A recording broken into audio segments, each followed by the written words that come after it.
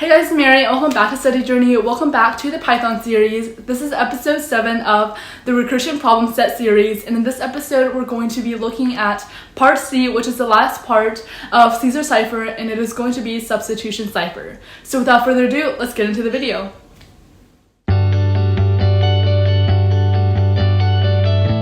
So in the previous episode, we have finished part B of PS4, and now we're going to be moving on to part C, which is substitution cipher. And so it says, a better way to hide your messages is to use a substitution cipher. In this approach, you create a hidden coding scheme in which you substitute a randomly selected letter for each original letter. So for example, the letter A, if you pick any of the other 26 letters, including keeping A, and then for the letter B, you would then go on to pick any of the remaining 25 letters, and then so on. So you can probably see that the number of possibilities to test if you wanted to decrypt a substitution cipher message is much larger than a Caesar cipher. And so in this problem, we're going to be just considering substitution ciphers in which the vowels are encrypted, with lowercase and uppercase versions of a letter being mapped to the corresponding letter. So if uppercase A was mapped to uppercase O, then lowercase a would also be mapped to lowercase o. So first, let's talk about classes inheritance. It says, similar to the Caesar cipher, we're going to be using classes to explore this idea. So we will have a sub-message class with general functions for handling substitution messages of this kind. We will also write a class with a more specific implementation and specification, which is the encrypted sub-message, and this is going to inherit from the sub-message class. So our job is going to be filling out these methods for both classes according to the specifications given in the docstrings over here in ps4c.py. And also it says to please remember that you never want to directly access attributes outside of a class, so that's why you have getter and setter methods. So now we're going to also directly use class attributes outside of the class itself instead of using getters and setters will result in point deduction. So for the first part, it is going to be sub-message. So fill in the methods of the sub-message class found in ps4c.py. So let's scroll down to the sub-message class right here. And it says, for the first part, I'm going to delete this line of code and make everything indentions so they're all the same. And then as we can see right here, it says to initialize a sub-message object.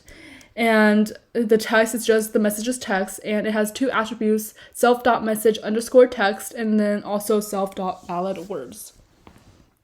So to initialize it, we know that self.message_text is a string, and it is determined by the input text. So this is just going to be the text. And then the self.valid words, this is going to be from the load words if we're looking at the word list file.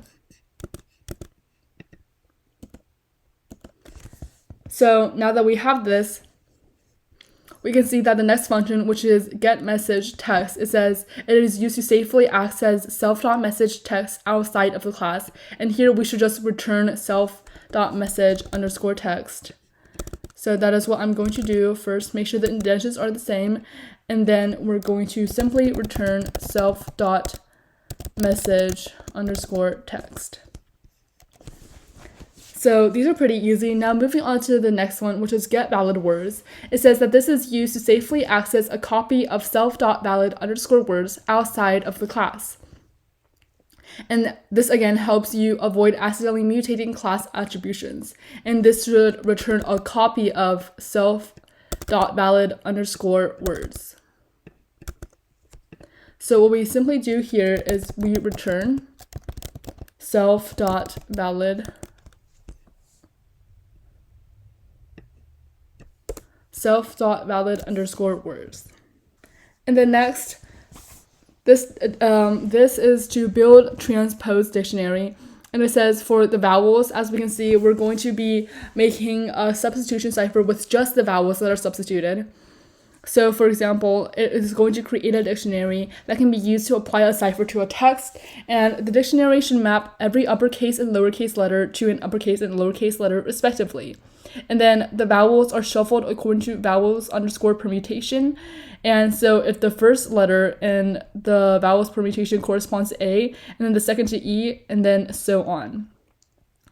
And then the constants should remain the same. So, for example, it gives you an example right here of A-E-I-O-U is changed to E-A-I-U-O. Then the vowels should turn to something like this when substituting it in hello world.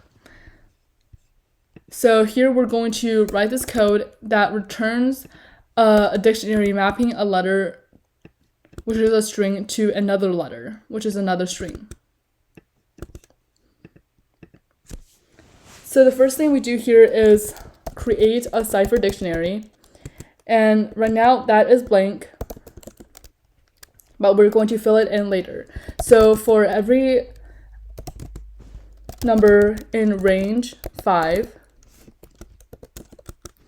then the cipher dictionary is with the vowels in it.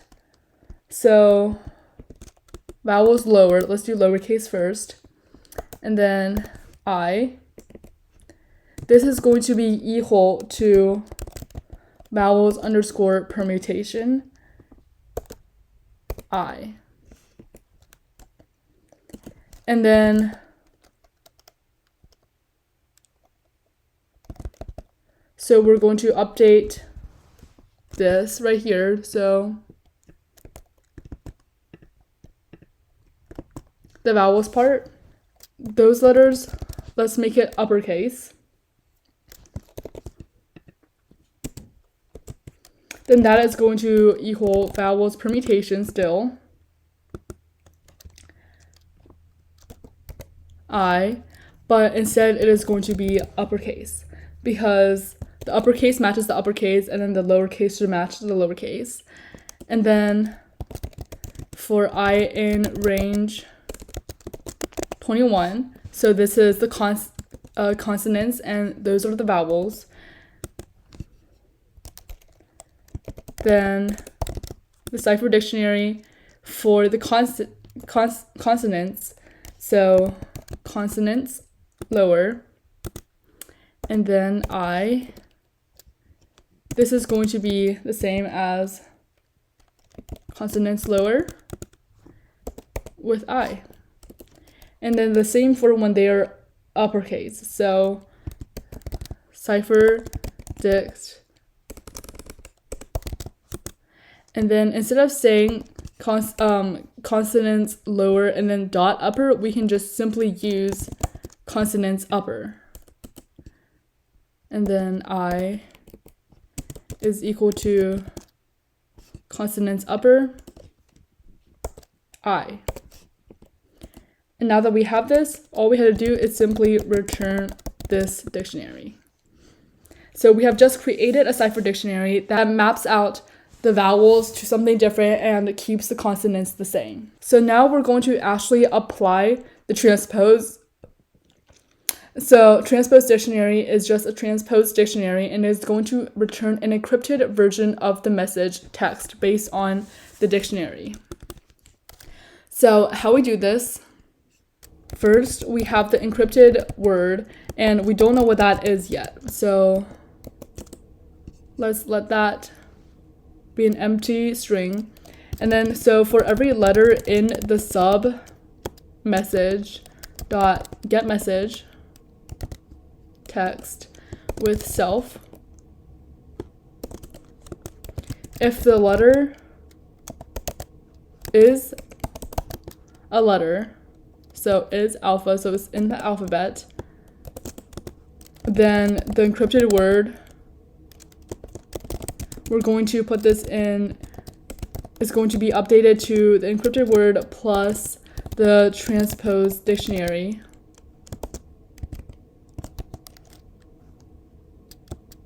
with the letter.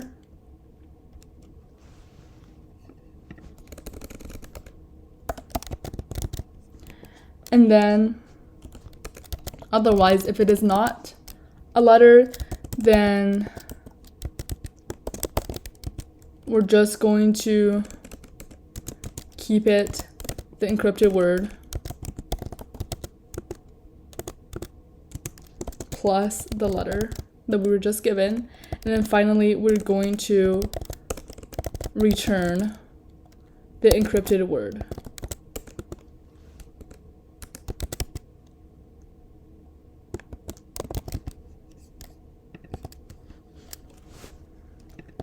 Encrypted word. Make sure your spelling is correct. And then now that we have this, we have just applied the transpose from the Transpose Dictionary that we built above. So basically this is implementing what we just did above for the encrypted word. So this should give us the word that we want, which is the encrypted message with the vowels being changed using substitution cipher. And now in this episode, we finished part one. So in the next episode, we're going to be moving on to part 2, which is encrypted sub message.